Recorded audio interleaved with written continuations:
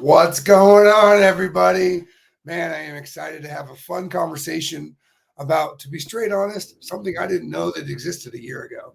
And even as I built this webinar, I still learn things every day from these brilliant humans I've got with me.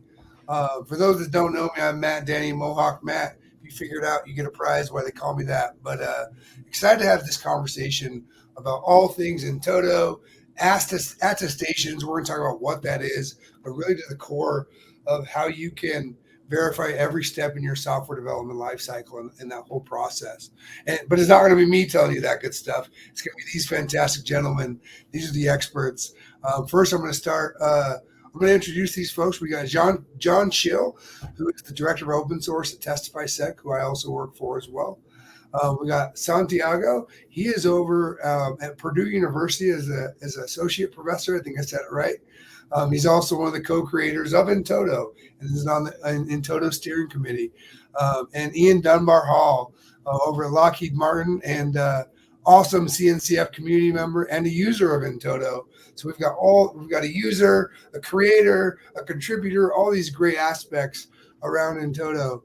So I'm going to go around the room and have them introduce themselves a little bit more to tell you why they should be here because they know a lot about themselves. But I'll start with John. Yeah, John Kjell, and as Matt said, director of open source at TestifySec, mainly maintainer, contributor to Witness and Archivista, a couple of sub-projects underneath In-Toto, and technical lead for the CNCF tag security group as well, too. So try to spend as much time as I can in open source, working with all these awesome people.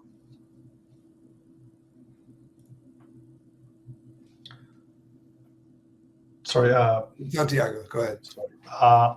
Hi. First of all, thank you, Matt, for promoting me. I'm not an associate. I'm an assistant professor. But yeah, I'm an assistant professor at Purdue. I am co-creator of In-Toto. I'm also in the steering committee. There's 5 of us in the steering committee. We pretty much focus on maintaining the sustainability of the project and the neutral governance and so on and so forth. The research that I do on day-to-day pretty much touches on In-Toto, but more broadly, software supply chain security. How can we ensure that the software that you produce is produced securely? And you as a consumer, how can you ensure that the software that you're consuming is produced securely? Fantastic. That leaves you, Ian. Yeah, Ian Dunbar-Hall. I run the open source program office for Lockheed Martin. Before this role, I was a chief engineer for Lockheed Martin's software factory. So we kind of own the developer experience across the company. So a lot of what's applicable in this conversation, we maintain the pipelines and centralized infrastructure around CI/CD, and we use In-Toto for some of that stuff. So here to talk about my experiences with that. Exciting. And before we dive in to this thrilling conversation, especially with everything that's been going on in the world recently, I do want to mention, if you're there joining us, if you're watching us live here, some of you have already started to, you can throw a comment in there, ask a question. This is for you. We have some questions if nobody asks any, and I'll ask these fine gentlemen, but whatever you guys want us to talk about, that's what this is for. So please ask those questions. Tell us where you're watching from. Let us know. Ian's already got some highs from Troy. So getting some letters. Jesse saying what's up. So Cairo, Robbie. So please join, ask what you want, engage as much as you want. If not, it'll just be me and these guys talking. So with that, I'm going to start off with Santiago. He's going to kick us off and really give us what is In-Toto, where to come from, and the value and that kind of stuff. Santiago, over to you. Sure. So this goes back to what I was talking about just a minute ago, which is how do you produce software securely and how do you ensure that the software you consume is secure or was made securely?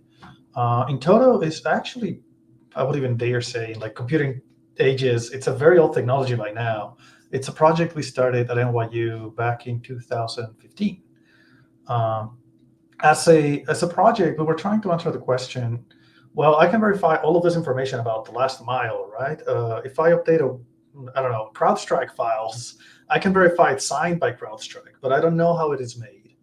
And that has some implications about the trust that I have on a particular system. So we designed In-Toto in such a way that it's very reminiscent of regular supply chain information, right? If you have a car and the car has a bad airbag, right? There's a Takata recall. You want to know that that airbag was made by Takata. And you want to know that there's a recall for it and that it was put in there by somebody who works at whoever is building your car. And whoever's building your car has an employee, and that employee is the one that was, I don't know, clocked in at the time that the airbag was put in your car, right? All of this information is important because you can use it to do recalls, but you can also do it to do a security assessment, right? You can say, I will not trust somebody who cannot tell me how that airbag made it into the car. Again, it's a security question. It's also a compliance question. And well, that's pretty much it. It's a system that provides supply chain integrity, but also process transparency. And those two things, I think, are fundamental to secure the future software supply chains. Well, and the present, of course. There you go. That's all of In-Toto. We're done, right? We can just end the webinar. This is a happy hour now, is it not? It's a happy hour. Yeah, depending on what time zone you're in, I guess. Cairo's watching over there from Europe, so he's probably enjoying the happy hour himself.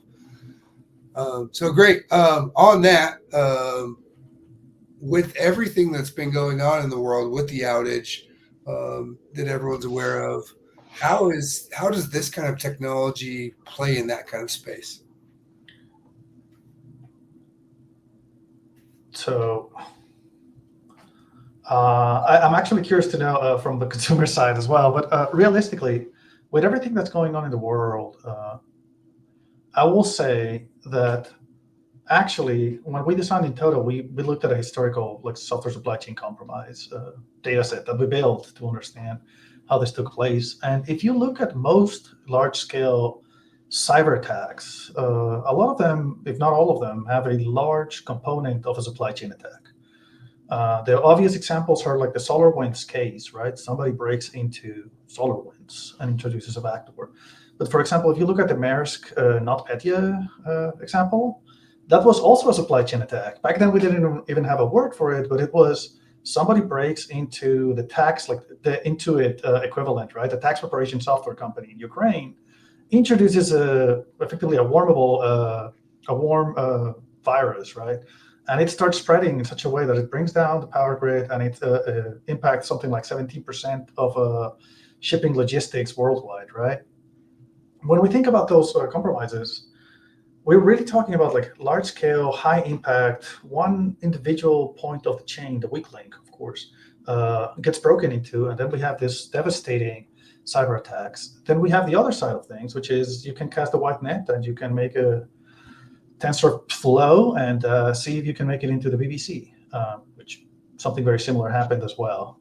I think that was Node Event Stream. Can someone correct me if I'm wrong?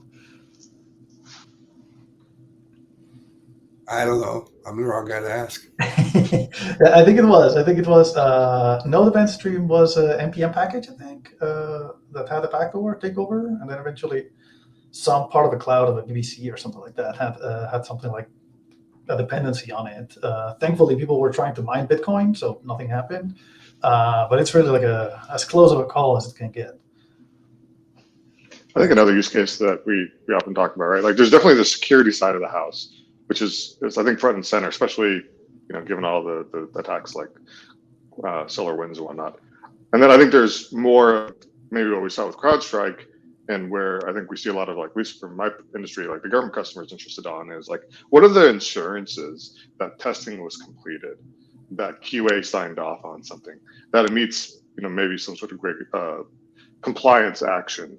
Like, how do you prove that happened, and how do I provide that set of evidence to someone so they can verify it on their behalf? So sure, we're talking a lot about CrowdStrike. I feel very sorry. I apologize to anyone who had to live through that this weekend.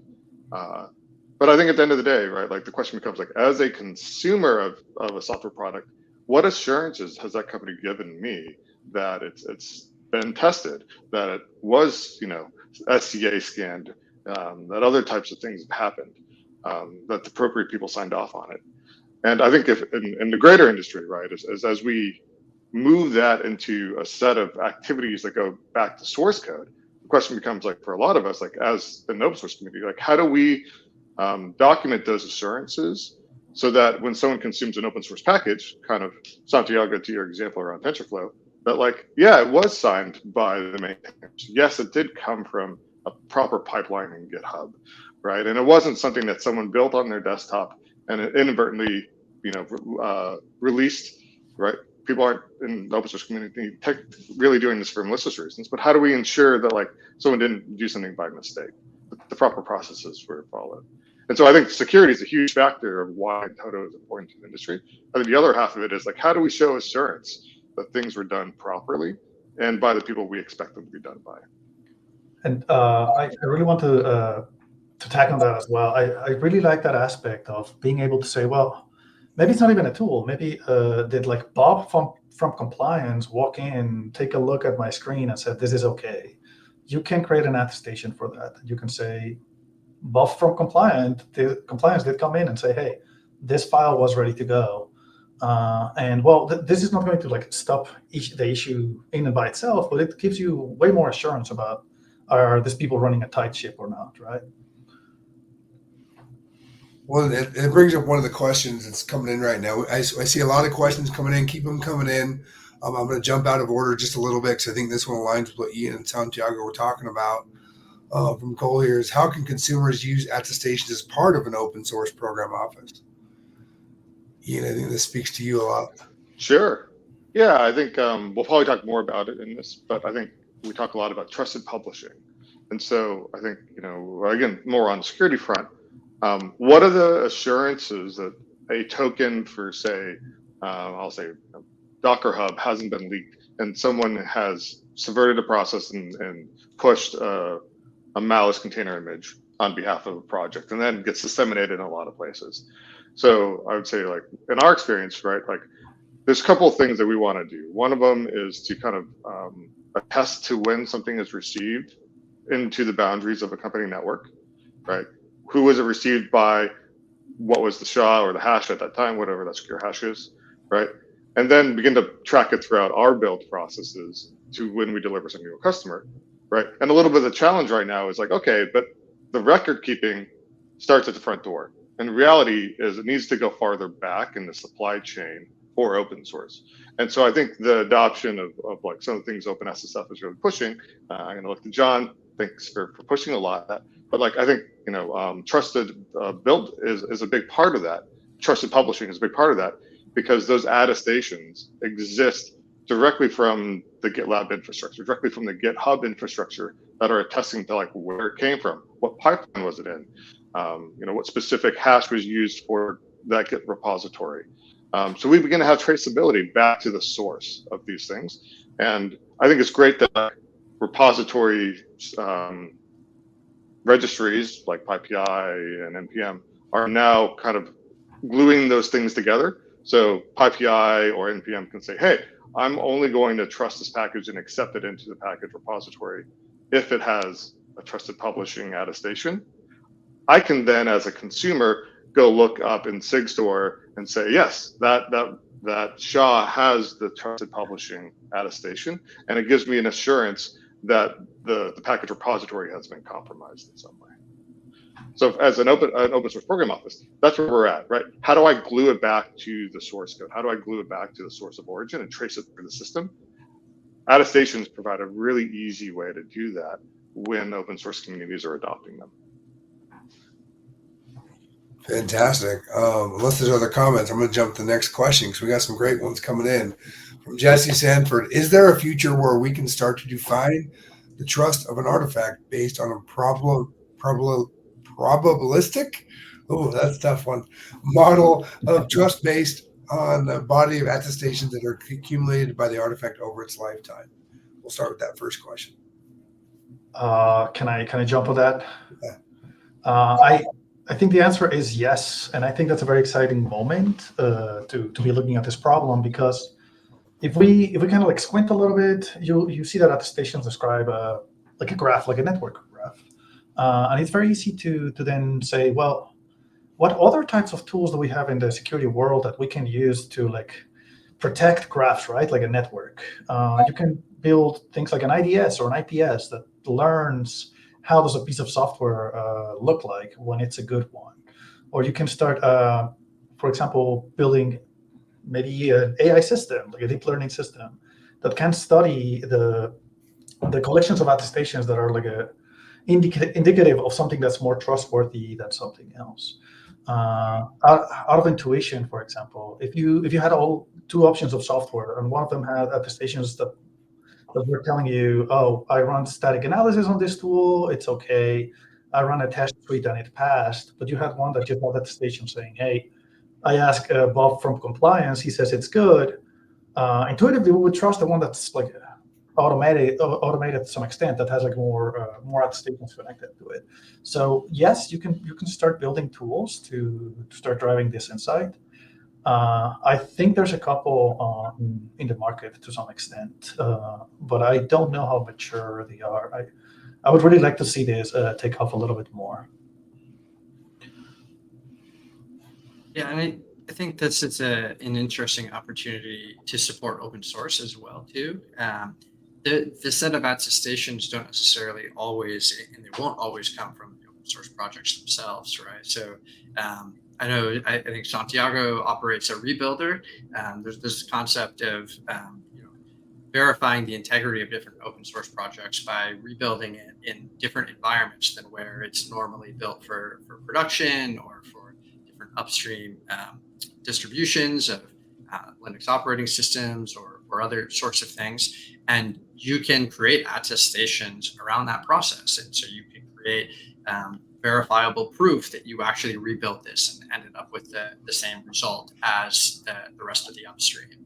And I think then you can, as an organization, decide that you want to trust Santiago's rebuilding of this thing and an attestation you may create around that and kind of increase that probability of trusting it. And then the other part is the disconnect that we see between the trusted publishing that Ian was talking about and where these artifacts actually can come from, a GitHub repository or a GitLab repo. That's different than PyPI or NPM. So how is it that you can like bridge that gap across the two?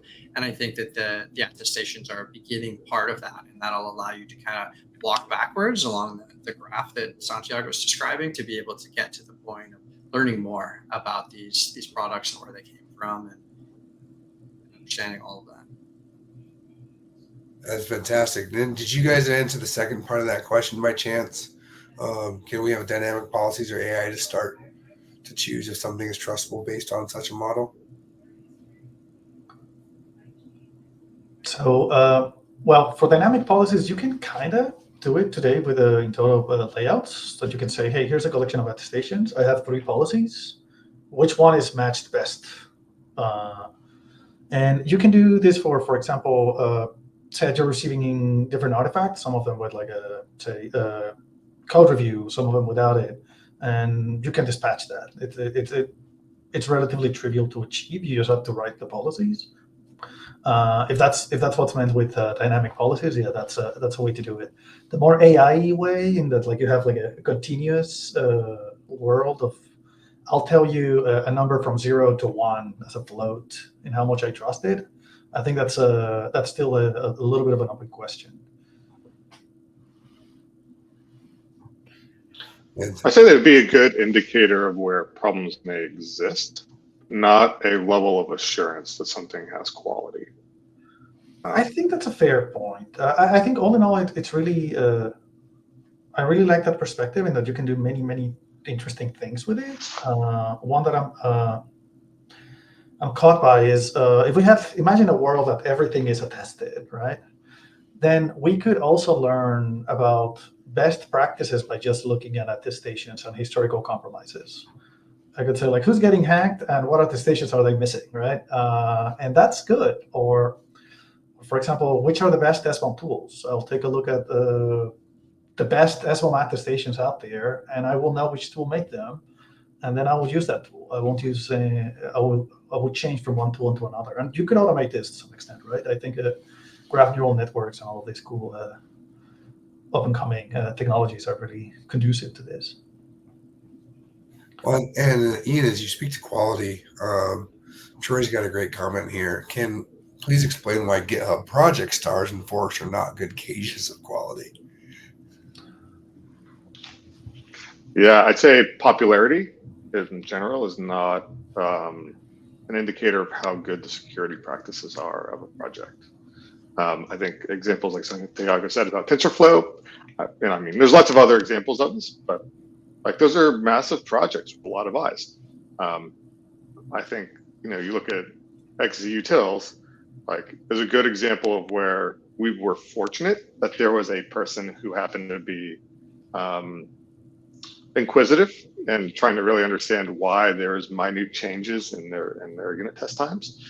But those are big projects, right? And they're used in a lot of places. And if we just said, hey, XZUtil should be trusted because it's used in a lot of places, it doesn't really change the security practices of that individual project. And so independent of the size of a project or how popular it is, right, there's still a need to have statements made, those assertions, those attestations around like where it was built, when it was built, who it was built by. So there's traceability. And that those fundamental values are kind of independent of the size or the popularity of a project. And especially I would say in a situation where a project is popular and it does grow, you see a lot of times those projects get rebuilt, as Santiago was talking about with the rebuilder. And so you may want to rebuild it for APK because APK build rebuilds packages that go in Alpine. Like things are going to be rebuilt in all sorts of different places. And so it's not always going to be clear who or where something came from and whether or not it's, I'll say, the trusted source. That would be the upstream original project. And so I think to a lot of what we're talking about, when things become popular, they're going to proliferate. And how do we allow you to know who actually built it for this specific case in this specific situation is really important when you look at Red Hat, you look at APK, you look at all these different places where things are being rebuilt from source. And that's great. And along that same lines, coming from Robbie, is there a way what could be a good qualitative policy that could be written and applied, kind of business logic perspective? Anyone can take that.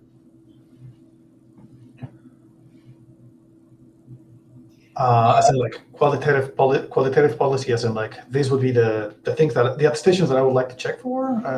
I'm trying to make sure I understood the assignment. Yeah, Robbie, you can give us a little bit more on what you're trying to get to there, and we can address that better for you.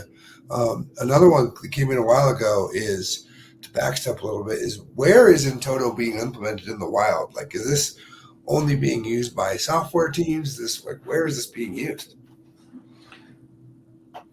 Well, the ITSC had a little bit of less of a Purdue hat on me. There's a lot of integrations. If you check out the Friends repo, there's of course a lot of like software integrations, but more out there stuff that I've seen is, for example, trying to bridge the digital physical gap using In-Toto attestations.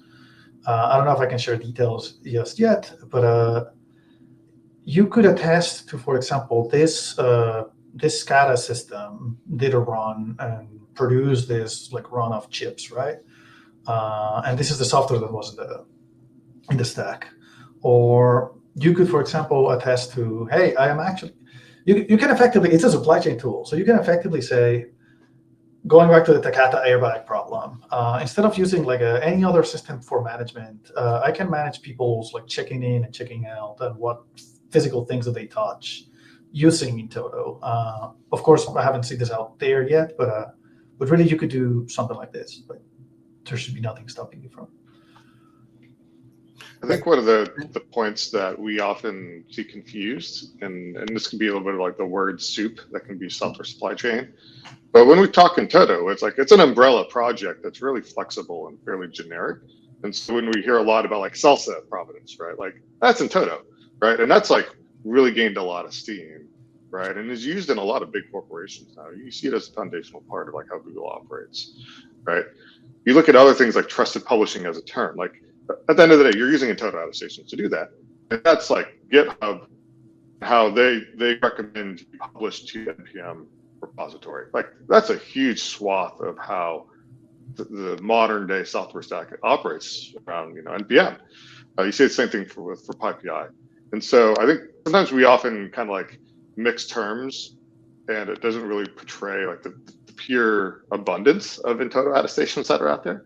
But there's a lot, and it's often because we tend to think of like the specific use case or the specific predicate or type of attestation that we're looking at.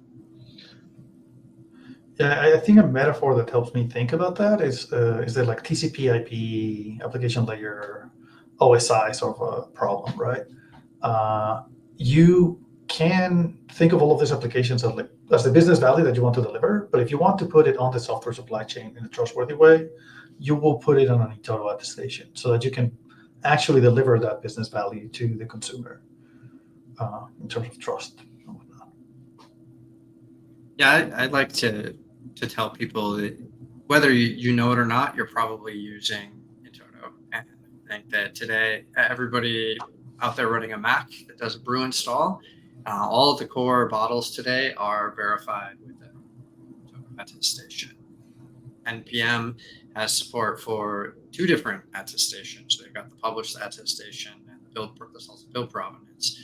We're seeing Ruby gems, IPI, all these different things that we're talking about. Like from a development standpoint, all of these things are beginning to create In-Toto attestation. So it's really cool to see the emergence across the entire ecosystem, and that's just open source, not to mention all of the enterprises that are using it internally as well. The other really great example at scale is Google's binary authorization as a part of GCP. They're actually using In-Toto attestations as part of that process to determine whether or not workloads should be admitted into production environments. So that's like not only the small scale individual open source projects, but huge at scale enterprise use cases as well too.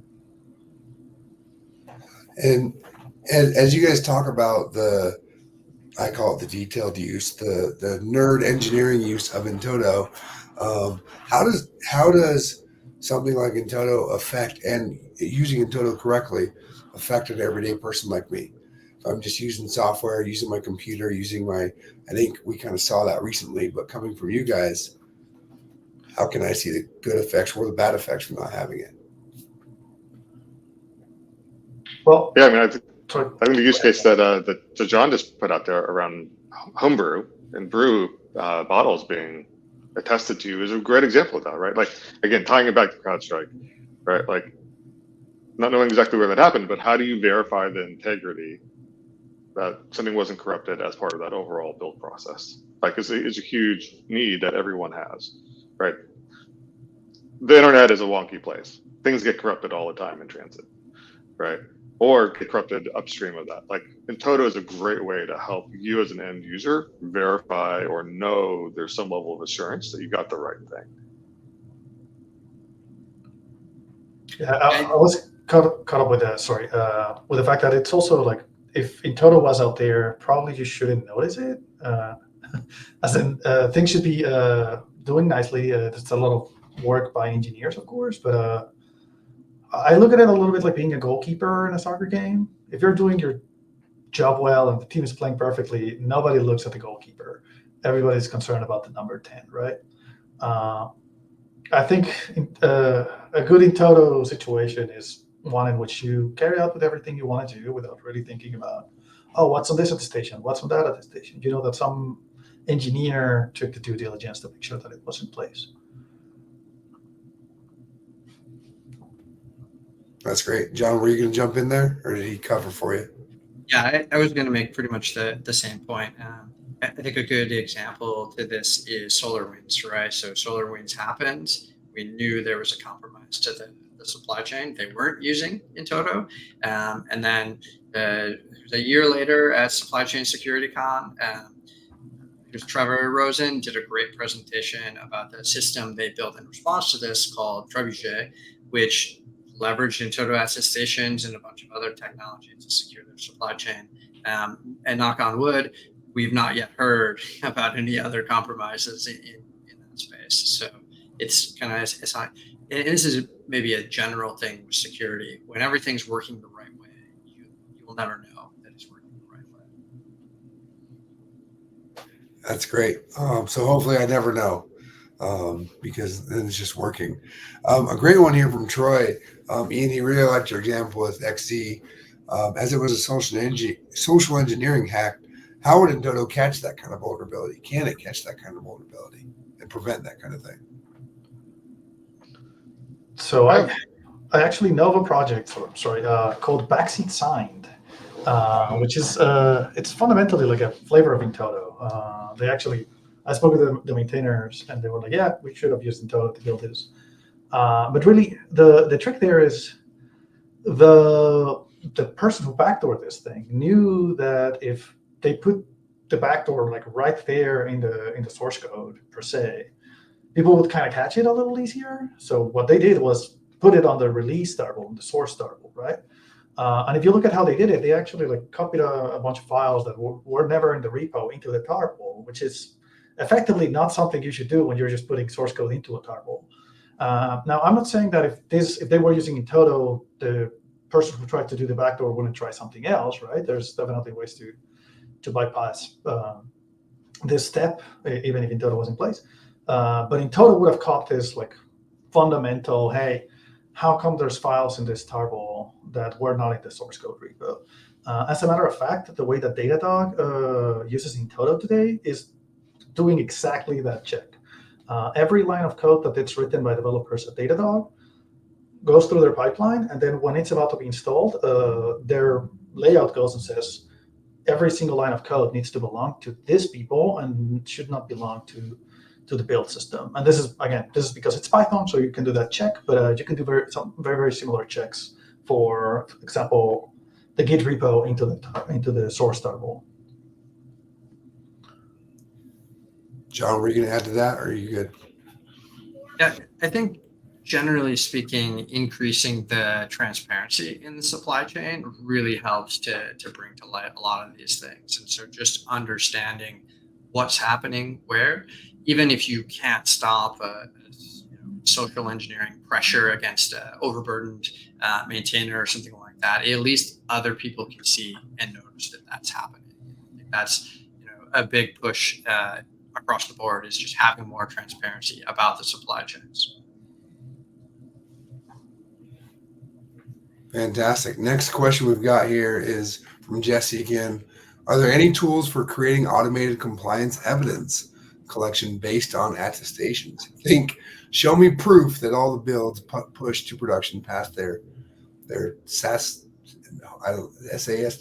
scans between these dates. Who's got it? So I'll let you go, John. I think you have a better answer. Yeah, I was just going to say this is a great use case for Archivista. So Archivista is able to store all of these attestations as evidence in a central place, and then it has a GraphQL that allows you to query for these attestations. So in this case, for every SAS scan that you do, you would create an attestation.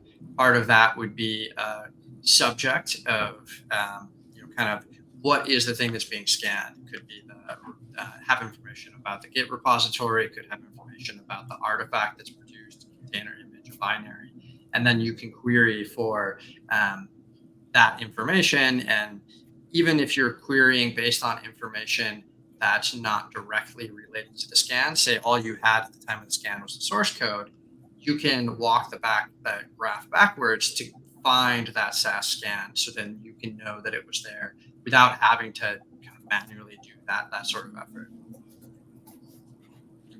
And that's actually very important. Sorry to jump in. This is like a attestception a little bit, but you can always say, I will attest that I checked that there was an attestation for a SAS scan at the time of releasing, if this makes sense, which is very important, especially if you're thinking about like automated compliance. Say that you're about to release a piece of software, and when you checked it, you ran your scan and it said there's 0 CVEs on this thing. And the millisecond later that it's released, there's a CVSS 10.0, remote code execution, end of the world, sort of like a Log4j style vulnerability.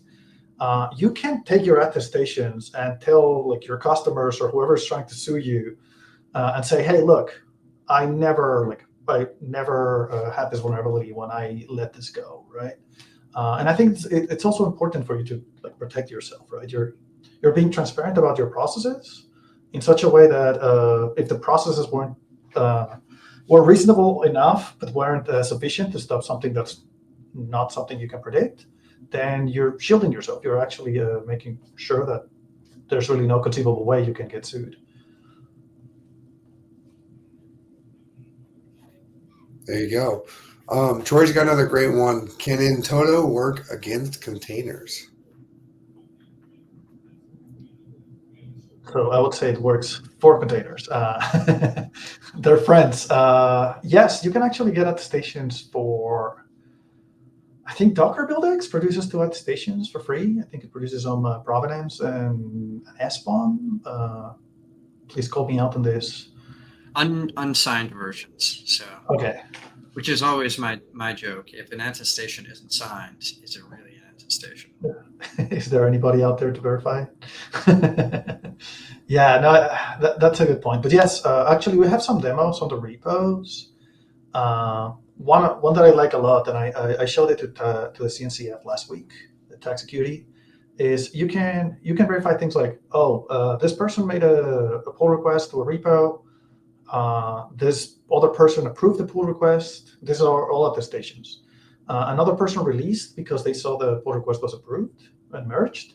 And then somebody else built a container from it. So this means that you move from the Git world, that it's very structured. It looks like it's a Git repo. You can follow the paper trail. But then you can do the leap into the container world, which is a completely different ecosystem. And In-Toto should allow you to do this. And you can do even further than that, right? I took this container, I put it on this pod. Or I took this container and I stripped out the file system and stick it on an IoT device because I'm a mad scientist or something like this. You really can traverse ecosystems from cloud native all the way down to like a Linux distro, firmware. It's really meant to allow you to walk the whole chain. Yeah, and I think you kind of touched again on some key things there. One being that those who build containers are often different than those who develop the software. So again, if I am building a container on behalf of that project, how do I have assurance that I am not putting people at risk? So there's that end of it. And then I think, John, you especially have been doing some work with admission controllers around attestations, correct? So that could then be the policy enforcement side on your Kubernetes cluster. John, I don't know if you want to talk some more about that. Yeah, and I think that's a good opportunity for leveraging policies, of being able to actually check that policy, verify it before something goes into production. And the other important part about that is always considering the performance impact of that, and that's where additional attestations come into place. You can actually create an attestation about evaluating a policy. That's typically called a VSA or verification summary attestation. And then you can use that attestation for subsequent admission control decisions for a certain amount of time. You don't want to use it forever, to know that, yes, I did evaluate this policy and it was true, it was clear for admission. And then that also serves as an audit log for you.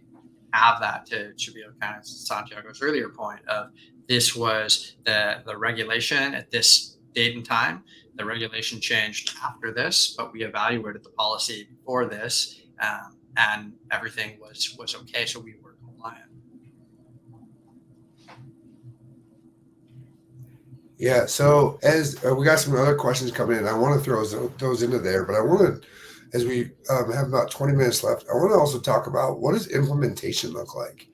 Is this a simple, difficult thing? Like, can you implement it in the next 20 minutes? Or like, help people understand that haven't used it yet? So I'm going to say yes. I think depending on where you are in the ecosystem, what your objective is. But we talked a lot about build provenance, salsa, whatnot. Like, there's been a really good job to get uniform workflows and pipelines put up by the open source community, especially those in OpenSSF, to make that easy for folks to do. Likewise, I think the In-Toto community specifically has done a really easy job with the tooling there to be like In-Toto run, and then you just run the command of whatever you're trying to do, and it will automatically look through a directory, find all the inputs, figure out all the outputs, capture all the build or whatever the command output is. I think there's a really good example where I think it's like Sam, Susie, and Bill. I think Bob's in there somewhere too. But like, there's a really good In-Toto working example, and that was my actual first interactions with Toto. Was being at KubeCon and kind of randomly walking into a contributor fest for In-Toto, and that was my first interaction was with that specific demo.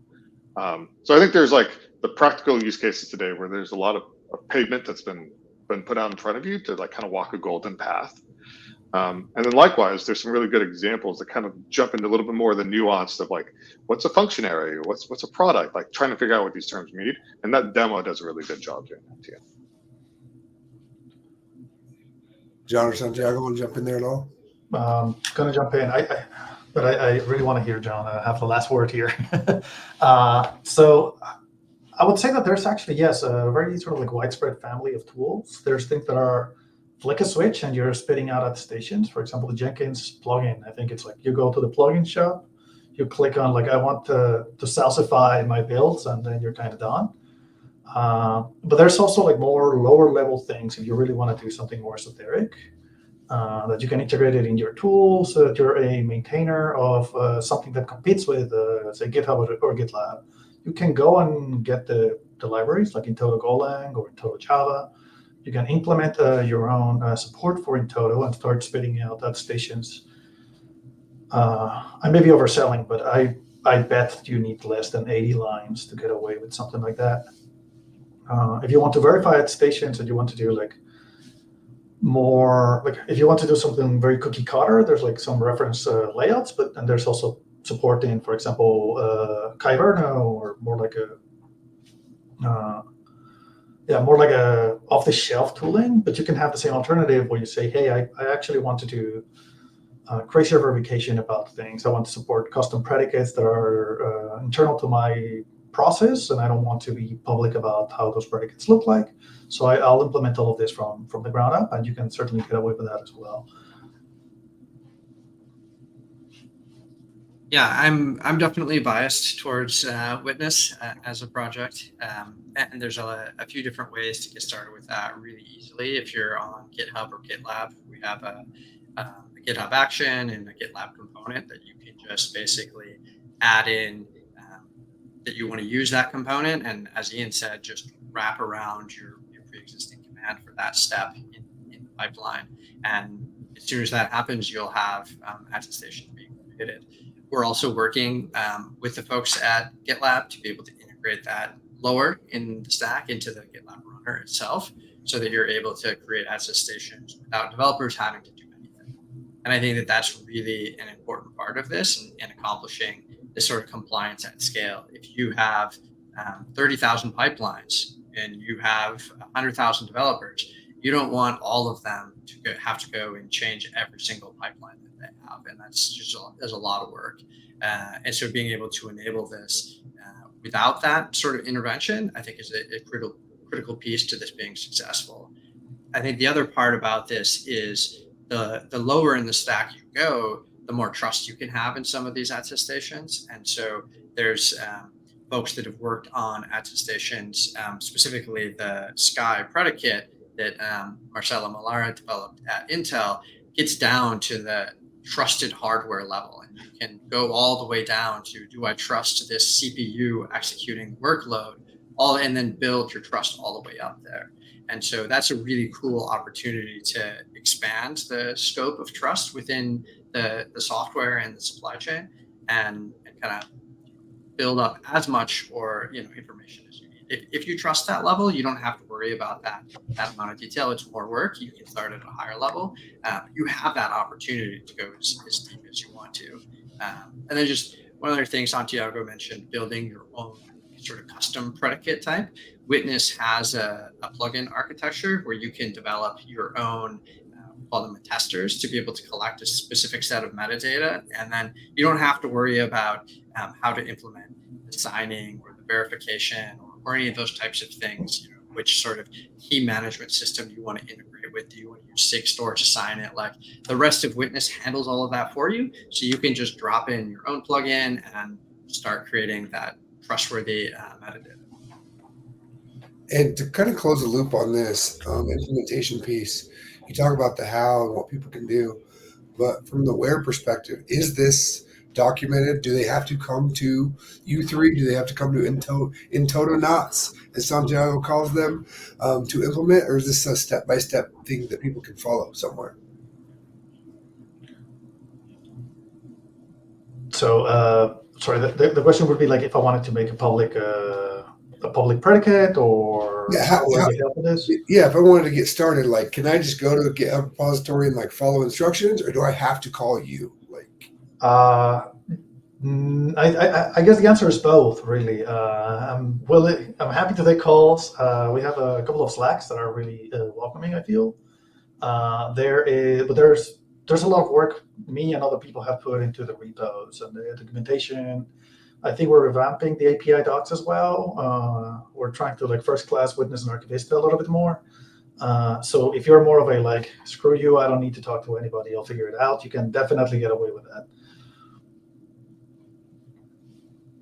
Yeah, and we have the docs website for Witness, witness.dev.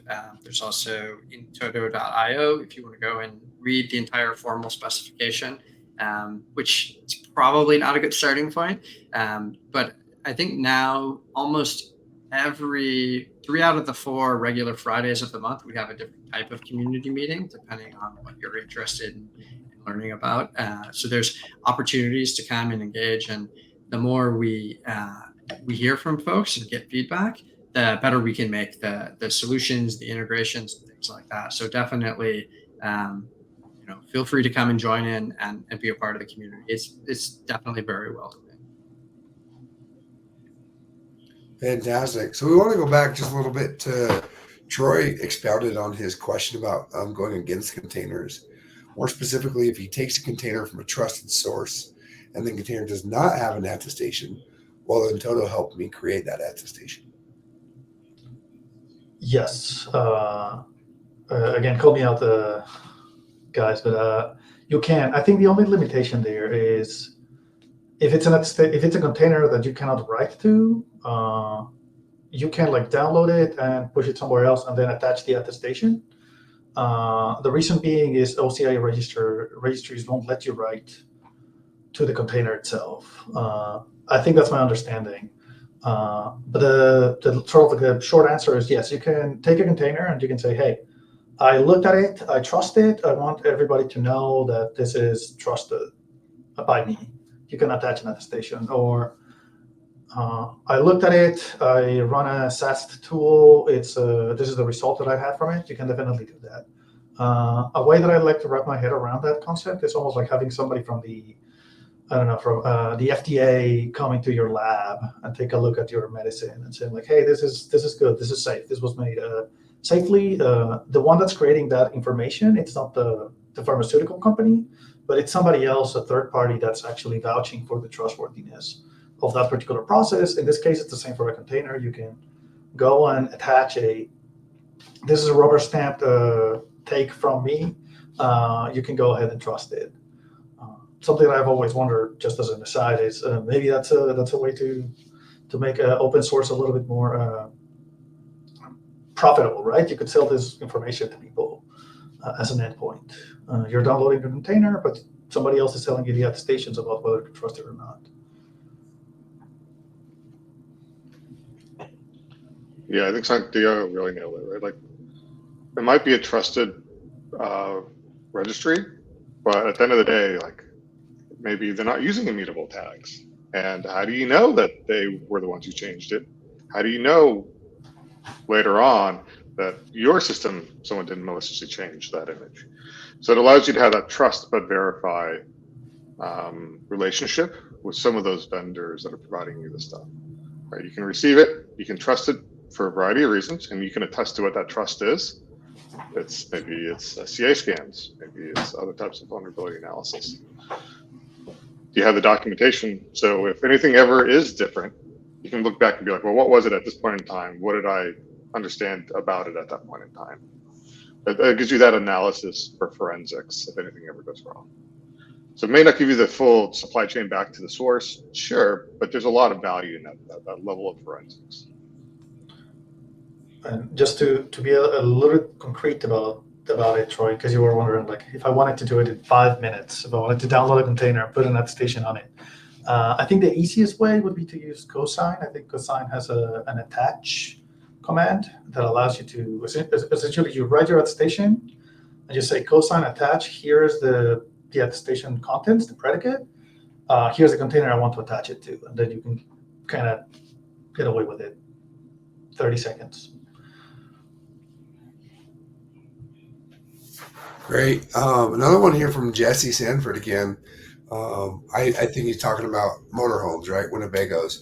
Is there a place for Winnebago attestations or checkpoint attestations that umbrella a set of finer grain attestations to make traversing the graph cheaper for specific predicates or questions? Well, I think that's what you were talking about, John, with the VSAs. The VSA allows you to take a bunch of attestations and say, I verified it against this policy, and here's an attestation about that verification process. Like that's the attestception thing that I was talking about. It's helpful not only into giving you this like a checkpoint attestation, but also in a way that you can say, I actually don't care how like that particular department in my company is doing their policy. I just want to make sure that they actually verify their policies and that we consider they're good to go when we are actually about to go. You can think of it as like a recursing into more layouts.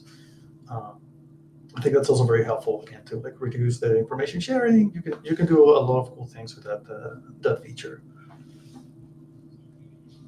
Yeah, I think that's like definitely a power user sort of feature. We should do more to make it easier for people to understand, especially the idea of best practices and kind of expectations around those sorts of things can behave. If you have a bunch of attestations that are more static or persistent sets of data, like you build a container image, you generate an SBOM for it.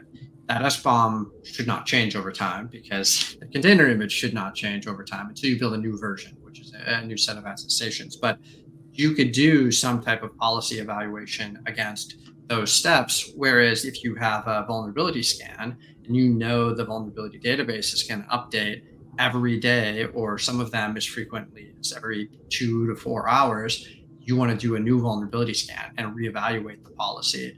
But you can have a dedicated policy to here's the input of the BSA of evaluating all the other static requirements before this, and then here's a policy that has that BSA as an input, and then all the dynamic properties that you need to check over time, and that can reduce the scope of that. And once again, the output of that can be another BSA. And so there's really no limit to the number of BSAs you could have to really compose and layer policies and things like that. And it's definitely a process that needs to be simplified and automated at scale in a way that's consumable for folks. And that's something that I think quite a few of us are doing. That's all great information. And as you talk about this, Jesse put a comment in here that talks about the weave is only as strong as its weakest fibers, and attestations are effectively like weaving strong steel into those fibers. I like that example. Exactly. So we've got about a few minutes left. Is there anything else you guys want to make sure people leave with about In-Toto? Ian, from your perspective as a user, was it rather easy to implement this into your organization? I think it's a loaded question, right? When we're talking at like enterprise scale, and how do you weave things into the enterprise scale? It's not always easy. I think a little bit like what John has said about like how do you weave it in at a lower level of this tech stack, right? And I appreciate Testify working with GitLab and with others to make that happen, because I think that's like a fundamentally hard thing right now for folks to do, right? Is we say, hey, we're going to roll this out as something across the entire company. Well, I want it to happen transparently. The same way what Santiago and John said, it has to happen transparently. You wouldn't even know it's there. And so that is a challenge still, I think, that we're working through. I think another challenge would be, like we don't want the attestations to start at the front door of the company network. So kind of to what Troy was saying about like, hey, well, I got this trusted container registry. Well, what do I do if I don't have an attestation for it? Like that's a great question. And so I think bits and pieces of it have been very easy to adopt, right? I think the specification and all the existing tooling is there to make it happen, maybe at an individual project level. And it does, and there's a lot there to help you out there do that very well. I think the harder part then becomes like, okay, let's now expand this to an entire GitLab enterprise instance. Same thing for GitHub. It becomes a little harder right now. So I think that's great, right? There's challenges still to be done. I think it's been proven to be very effective for individual projects. And that lays, I think, the foundation that we can see where it's going to go and what it can be done at an enterprise scale. So now we just need to kind of grow to that level. So I think there's a lot of opportunity, a lot of promise on where that is going. And I look forward to seeing it kind of progress over the next, I'll say 6 months to a year, especially as it graduates from CNCF. Or graduates within the CNCF. Knock on wood there. Yeah, I'll knock on wood too. I know it's very close. Yeah, we're currently in the process. Something I wanted to highlight before I forget is, alluding to what Ian was saying, is it's actually relatively easy to get started, and you don't need to attest for everything at all, and then you can code yourself using In-Toto. You can really start attesting for the things that you are like, oh, gee, I wish I had more assurance on this one thing, and slowly start building this weave. And I think that's another benefit of In-Toto, that it really allows you to say, well, you know what, let's just attest for this one thing. It's okay. And slowly say, well, starting the next quarter, let's attach another attestation, build the first link, and then slowly dominate the world with attestations. Dominate the world of attestations. Go, John. That's a great phrase. I'm really excited about the opportunity and the growth of the community. A couple of years ago, when SigStore was an early project, it became drastically easier to be able to sign container images. Before that, no one had any idea about the integrity of container images because everyone was using tags and nobody cared about a digest. So a lot of that tooling was incomplete and not able to check those sorts of things. And then I think one of the next big advances after that was Salsa build provenance. And, I was early on disappointed about the idea of Salsa build provenance because I was aware of In-Toto attestations. I'm like, what do you mean you only have one attestation? You need an entire chain of attestations. But to be fair, I think that is a much better starting point for people in the community and others looking to try and adopt. You have to start somewhere. And when you can combine that single attestation with an easy mechanism for signing it, that's a really good place to get started. And now we're seeing, In-Toto is a project in CNCF. We have projects in OpenSSF like SBOMIT, which is able to create better verifiable attestations around SBOMs and incorporate those there. GitTough is another project around securing Git repositories and some of the operations that happen there. And they'll also be creating In-Toto attestations. And Salsa itself is working on a new track for source code. So we're definitely seeing the evolution where more and more different types of attestations are going to be created across the community. And then we can, tie all of these things together. And as Santiago said, we can dominate the world with all of these In-Toto attestations. Yeah, dominate the world sounds bad, but it's in a good way though. I think In-Toto is a very welcoming community. It really has academics, students, people from government and industry all working together trying to solve this problem. And that's something I'm really, really excited about. I'm really looking forward to how the next couple of months and years turn out for us. It's not about domination. It's about weaving attestations into everyday life, right? It's a snuggle. I'm gonna get you a big Snuggie that just says In-Toto on it. Just gives you a hug. I'm down. I could teach with that. Fantastic. Well, really, thank you to everyone that's joined. If you're still here, fantastic. If you're watching this later on YouTube or LinkedIn, thank you again. Really appreciate it. Santiago, Ian, John, thank you for your time. Anything else you want to end with? Great. You don't even want to say thanks, guys. You just go into this. True developers just disappear, right?